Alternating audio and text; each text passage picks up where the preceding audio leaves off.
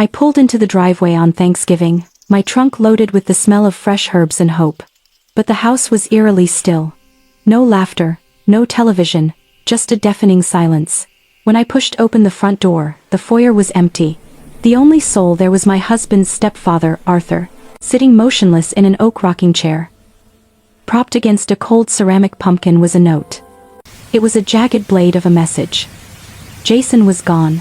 He had boarded a luxury cruise with his ex-wife, Tiffany. The ink seemed to sneer at me. Eleanor needed a vacation too. Stay here and handle Arthur. He needs you. Arthur opened a single, piercing blue eye and whispered, "Shall we begin?" I simply nodded. My world had collapsed, but a new one was being born. 72 hours later, my husband would be on his knees, begging for a mercy I no longer possessed. My fingers shook as the note nearly fell.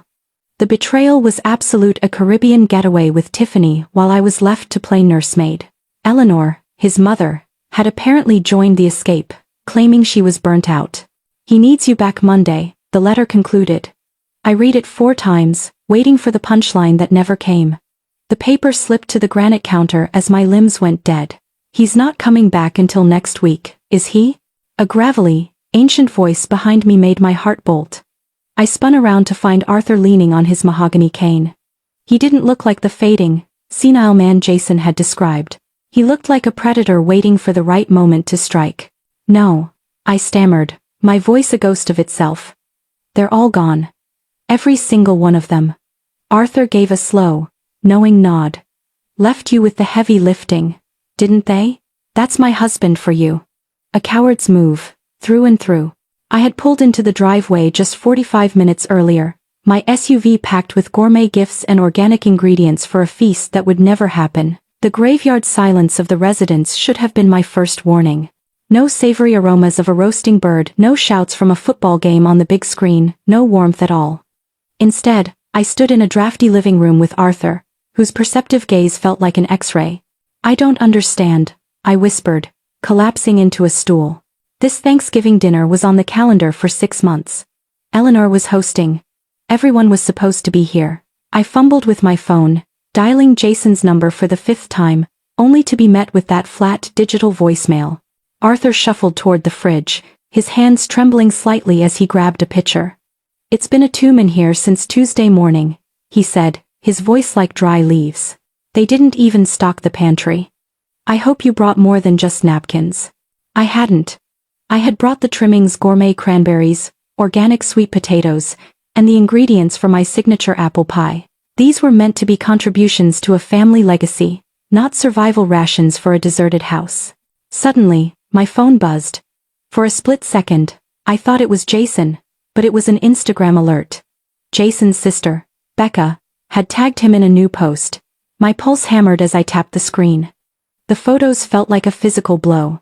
There was Jason on a sun-drenched cruise deck, his arm draped around a blonde woman named Tiffany, the work colleague whose name had been popping up like a weed in our conversations lately. They were holding champagne flutes, grinning at the camera with the ocean sparkling behind them.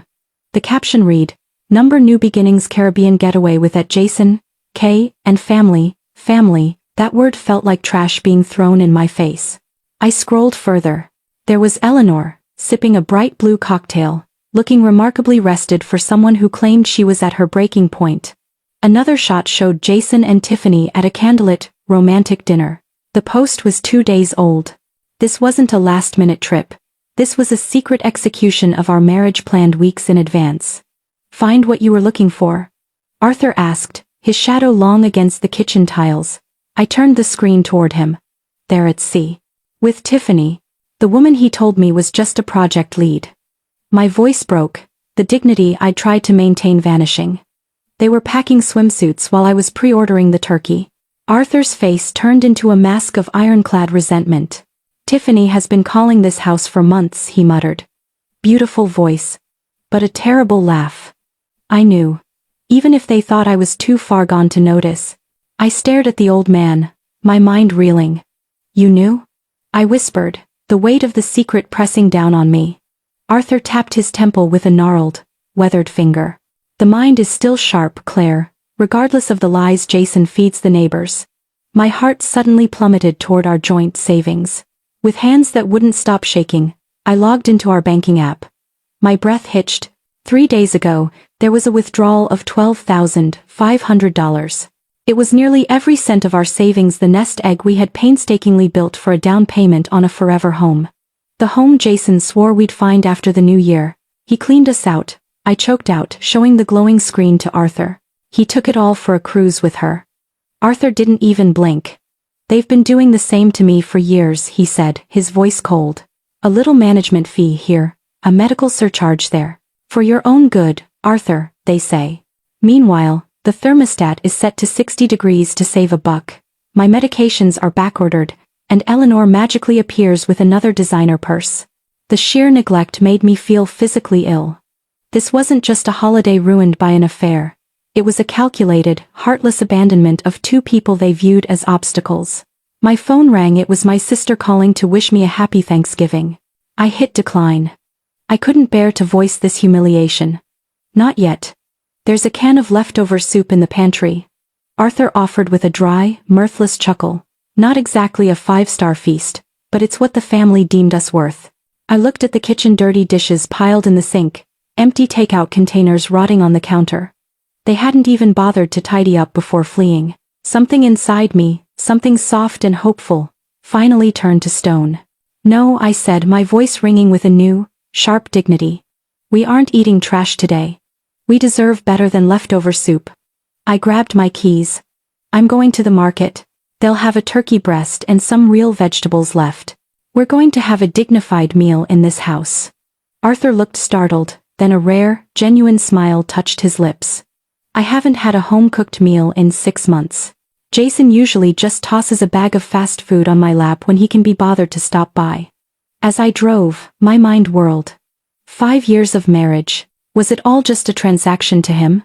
A burden to be managed until something shinier came along. I picked out the best poultry and produce I could find, moving like a woman on a mission. When I returned, Arthur had cleared the table. But he wasn't alone.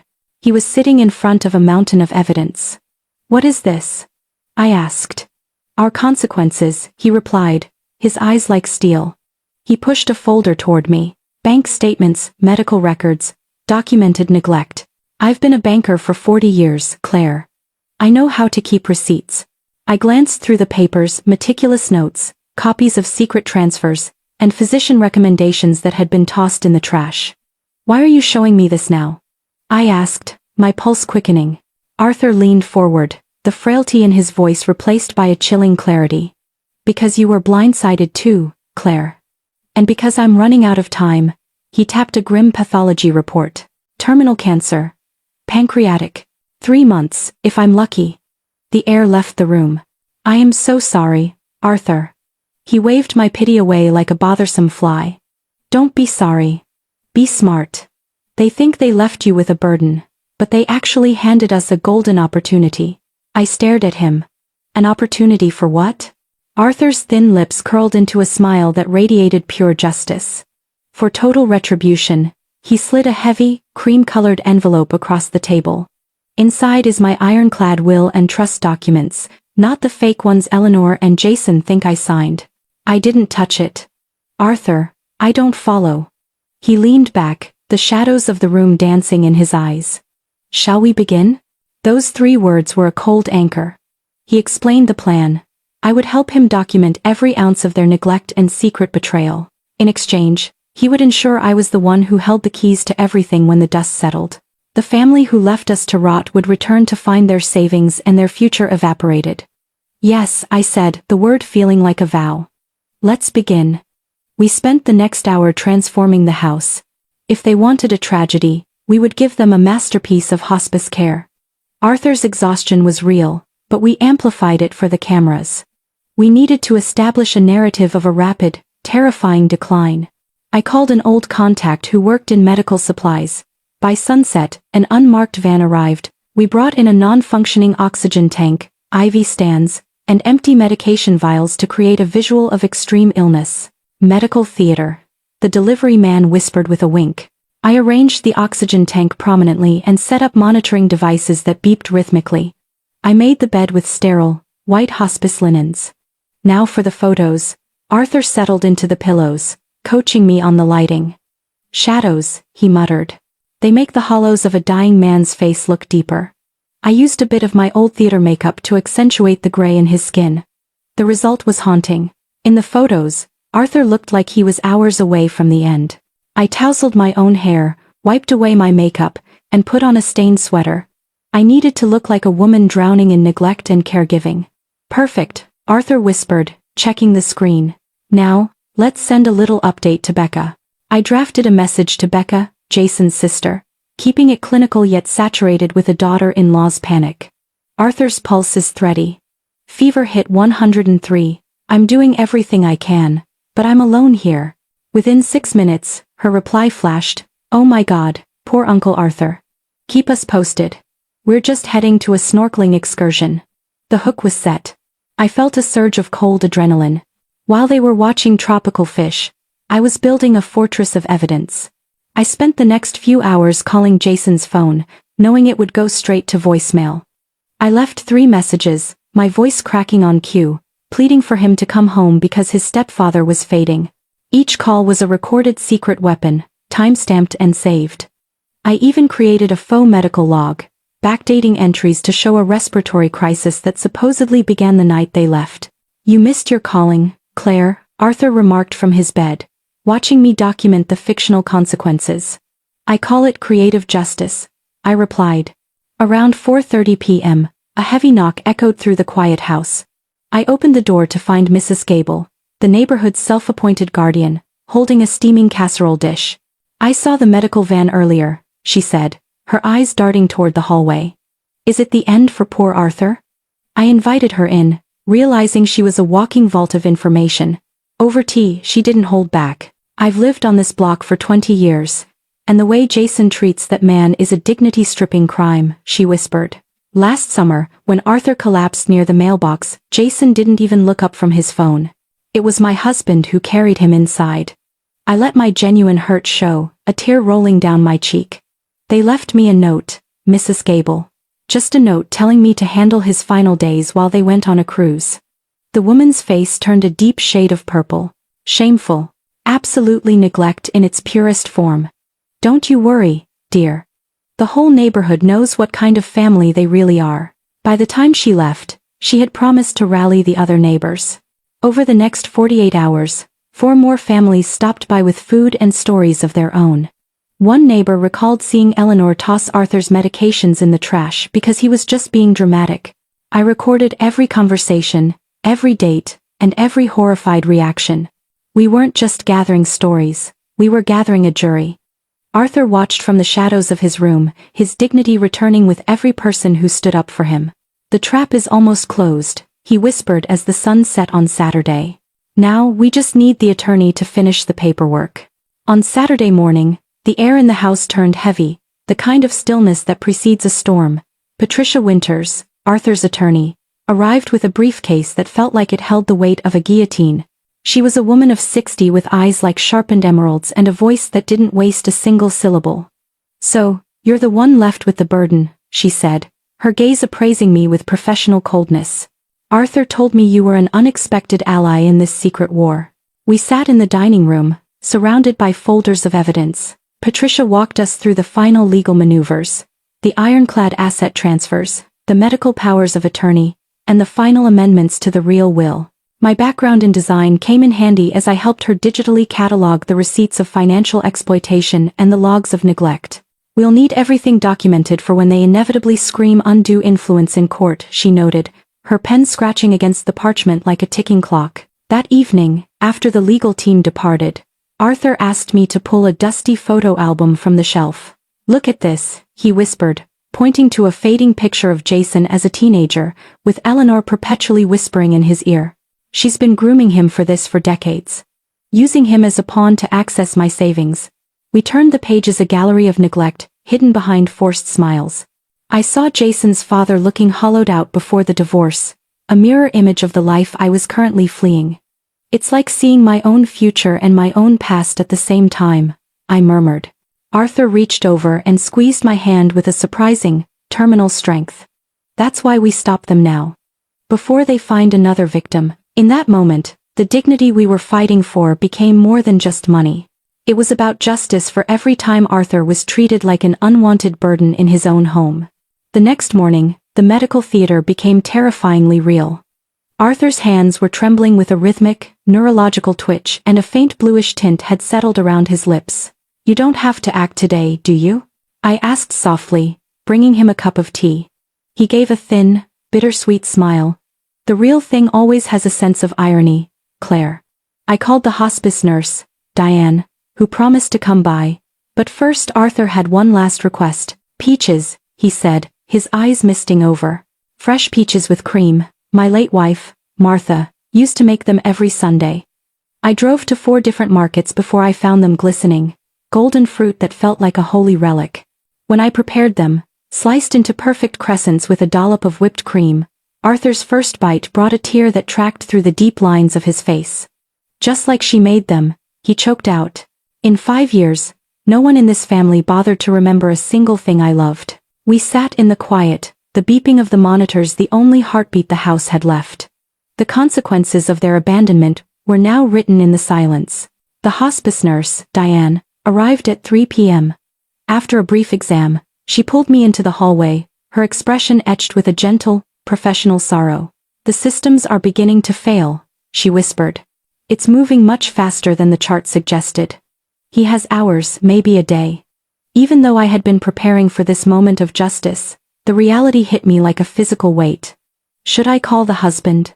I asked, the word feeling bitter in my mouth. Diane looked at the empty hallway, then back at me. This moment should be about his dignity, not their guilt. If they wanted to be here, they would have answered the phone. Arthur had overheard. "Don't call them," he rasped, his voice a ghost of its former power. "They made their choice on that cruise ship. But we need to finalize the message." Patricia arrived within 20 minutes, bringing a notary named Thomas. Arthur seemed to summon a final miraculous surge of energy, sitting up as if he were back in his boardroom. We finalized the last of the trust documents, officially transferring the hidden assets well over $4 million in Vermont properties and offshore accounts into a trust under my control. The real will was signed with a steady hand, explicitly citing their abandonment and financial neglect as the reason for their total disinheritance.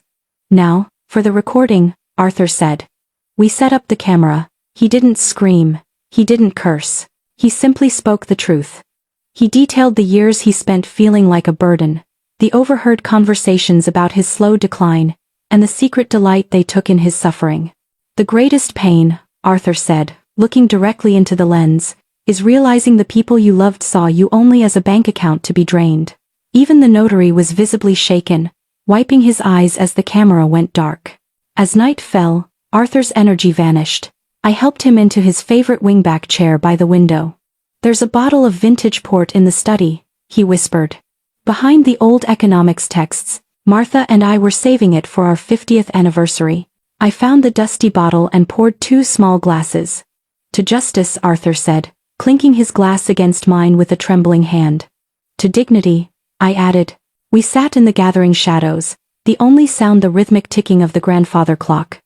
I read to him from his favorite detective novels, his breathing growing shallow and rhythmic. Around midnight, the room grew profoundly still. I reached for his hand. It was cooling. There was no drama, no last-minute gasps. Arthur had simply slipped away into the night, finally free of the burden of his ungrateful family. I sat there for a long time in the silence, the receipts of our shared war scattered on the table, tears streaming down my face for the man who had become my truest friend in just 4 days. At dawn, the hospice team arrived to carry Arthur's body away. The house felt cavernous and cold, but my heart was a furnace of resolve. I spent the morning preparing for the arrival of the travelers. I placed Arthur's final letter in a cream-colored envelope on the mantel, positioned right next to a family photo where Eleanor and Jason were smiling, while Arthur looked like an outsider. In the dining room, I laid out the evidence files, the medical records, the secret bank transfers, and the neighborhood statements like a deck of cards. Finally, I queued up the video testimony on the large screen in the living room. Around noon, the silence was shattered by the sound of tires on gravel and the obnoxious slamming of car doors. Laughter erupted as Jason, Eleanor, Becca, and that woman, Tiffany, burst through the front door. They were tanned, clutching duty-free bags and tacky cruise souvenirs. "Honey, we're back. Did you miss the party?" Jason shouted, his voice booming with a hollow cheerfulness. He stopped dead when he saw me standing by the window in a sharp black dress, my face a mask of granite. His smile didn't just fade, it curdled. "What's with the get-up, Claire? Did someone die?" Eleanor pushed past him, dropping a designer purse onto the antique table. "Where's Arthur?" "Still napping." Her tone was so casual it made my skin crawl. "Arthur passed away Saturday night," I said, my voice steady and cold. The duty-free bags slipped from Jason's hands, hitting the floor with a dull thud. Tiffany took a panicked step toward the door. "What do you mean, passed?" Eleanor demanded, as if death were a scheduling error I had made. "I mean he died while you were sipping champagne on the deck of a ship," I replied. "The funeral was yesterday. The neighbors were there. His old banking colleagues were there. You were elsewhere." Jason's face cycled through a pathetic mimicry of grief before landing on a familiar look of calculation. "You held a funeral without us? That's my stepfather. You had no right." I walked over to the mantel and picked up the letter. "You were invited, Jason. I left 5 messages. You chose the snorkeling excursion over your father's final breath." Becca stepped forward, her tan looking sickly. "I told you, Jason. I told you he looked bad in those photos." He waved her off, his eyes darting toward the dining room. "This is a setup. You've been plotting this." I gestured toward the screen. "Actually, Arthur was the one who wanted to make sure his last words were ironclad. He knew you'd come back looking for a payday. He wanted to make sure you found consequences instead." I pressed play. Arthur's face filled the screen, his voice calm and devastating as he described the years of financial exploitation and the absolute neglect that defined his life with them. The room went silent, the only sound the flickering of the video and the heavy, guilty breathing of the people who had abandoned him. As the video ended, the room was thick with a suffocating silence. Eleanor's face was a mask of pale fury. "This is a fabrication. He was a sick old man, he didn't know what he was saying." She turned her venom on me. "You manipulated him to steal our savings." I didn't flinch. "I didn't have to manipulate anyone, Eleanor. You provided all the evidence yourselves. Every secret withdrawal and every designer purse you bought with his medication money is documented right here." I tapped the heavy folders on the table. Jason stepped toward me, his hands balled into fists. "I'm his next of kin. This will never hold up in court. The house is mine," he promised. At that moment, the doorbell rang. Patricia Winters walked in, her silver hair shimmering like a blade. "Actually, Mr. K," she said with a professional chill, "the house is owned by a holding company within the Harmon Family Trust. A trust that is now entirely under the control of Claire as the sole trustee." Jason's face drained of color, his knees looking weak. Patricia continued, "The real will has been filed. Arthur was certified as mentally competent by 2 independent physicians before his passing. Your savings have been frozen pending a full audit for financial exploitation. You'll find that the Caribbean trip was likely the last time you'll see a champagne flute for a very long time." Becca turned to her brother, her voice trembling. "What about my college fund, Jason? Grandpa said that was safe." Patricia answered for him. "Your father was given those funds years ago to set up an account. It seems those funds were diverted to personal expenses instead." The room erupted into a chaos of accusations. Becca lunged at Jason, and Tiffany, seeing the ship was sinking, slipped out the front door without a word.